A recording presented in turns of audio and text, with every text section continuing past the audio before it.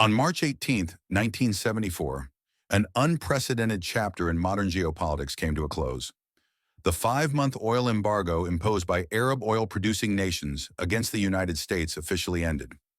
What began as a potent weapon of economic coercion, leveraged in response to U.S. support for Israel during the Yom Kippur War, had rippled across the global economy, reshaping energy policy, strategic reserves, and the very notion of national security. Today, we look back on that watershed moment and explore how its lessons continue to reverberate in our shifting energy landscape. October 6, 1973. On Yom Kippur, the holiest day of the Jewish calendar, Egypt and Syria launched a coordinated surprise attack on Israel.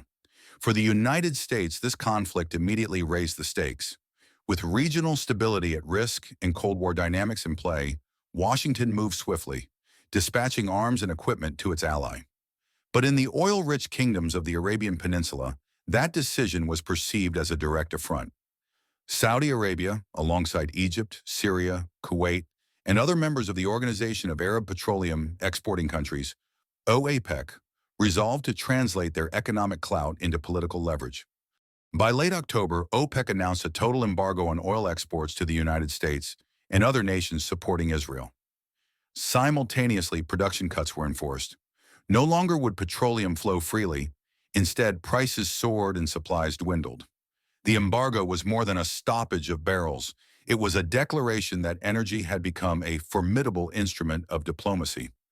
The impact was immediate and visceral. Within months, the price per barrel quadrupled, from roughly $3 to nearly $12. For American households, the fallout was unmistakable. Gasoline lines snaked around city blocks, service stations ran dry, and rationing policies emerged. In many states, driving on Sundays was discouraged, and motorists found themselves allocated fuel by license plate rotation. In factories and boardrooms, executives confronted soaring transportation costs. Inflation climbed steadily. By early 1974, stagflation, the paradox of stagnant growth coupled with high inflation, entered the economic lexicon, challenging decades-old assumptions about market stability. For too long, U.S. policymakers had operated under the illusion of boundless energy abundance. Domestic production and steady imports had lulled a generation into complacency. The embargo shattered that myth, revealing a critical vulnerability. Geopolitical currents beyond American shores could throttle the nation's lifeblood. In response, energy security vaulted to the forefront of national strategy. Legislative proposals that once lingered in committees now gained momentum.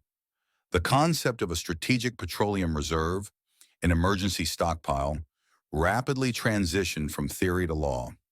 Behind the oil tankers and economic turmoil, a quieter contest unfolded in diplomatic corridors. U.S. Secretary of State Henry Kissinger embarked on intensive shuttle diplomacy between Cairo and Jerusalem. His tireless negotiations yielded disengagement agreements, easing hostilities and restoring a measure of trust. As the truce held and progress toward peace took shape, Saudi Arabia and many of its allies recalibrated their stance.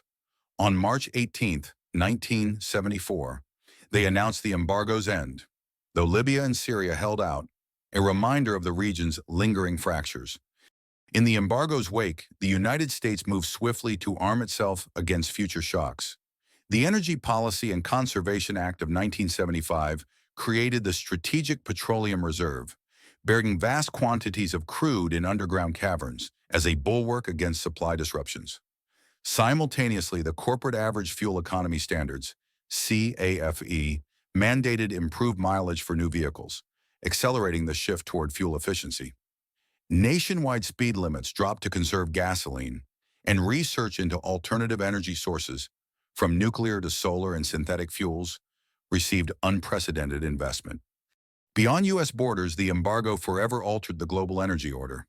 OPEC, once a loose coalition, asserted itself as a cohesive cartel capable of steering world oil prices. Western oil majors found their influence diluted, as sovereign producers tightened control over resources and revenues.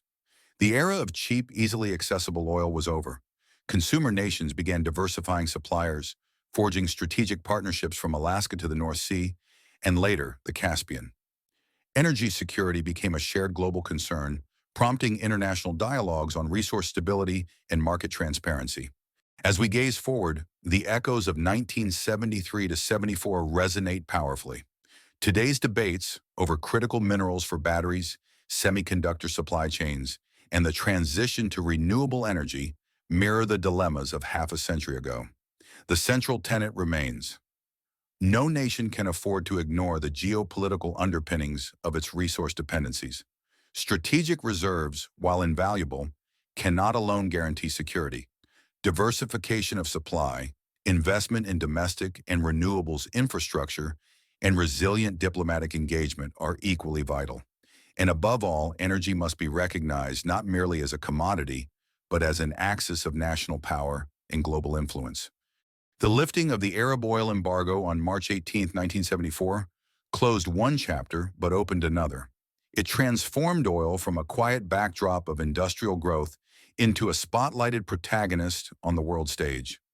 For the United States, the crisis seeded enduring institutions and policies. For the world, it signaled a new era in which energy became inseparable from diplomacy, security, and strategy. As we navigate today's energy transitions toward decarbonization, digitalization, and decentralization, the lessons of 1973 to 74 guide us. Vigilance, foresight, and cooperation remain our best safeguards.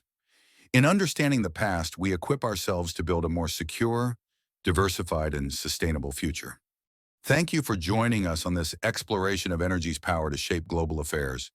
If you found this video insightful, please like, subscribe, and hit the bell icon to stay informed on the forces that continue to influence our world. Until next time, stay curious and stay powered for the future.